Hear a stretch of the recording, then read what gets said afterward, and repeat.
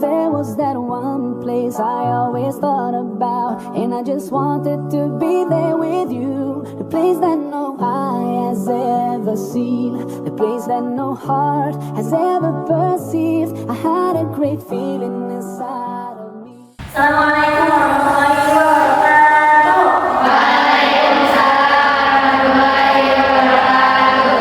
Yang saya hormati yaitu Ibu Kaprodi, PGC yaitu Ibu Arin Barokah MPD. Yang saya hormati kepada Bapak Rusra MPD, SPD MPD, selaku dosen pengampu mata kuliah agama. Alhamdulillah kami wabillahi nasta'in wa ala umuri wadin wassalatu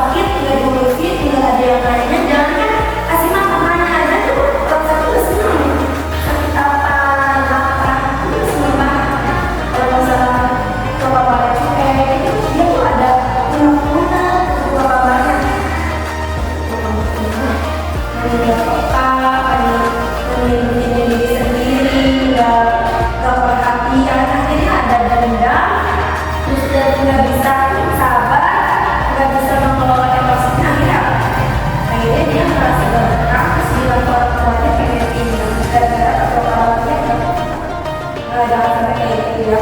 Terus kalau misalnya kita dapat ejekan dari orang, udah sabar, jangan samanya ya.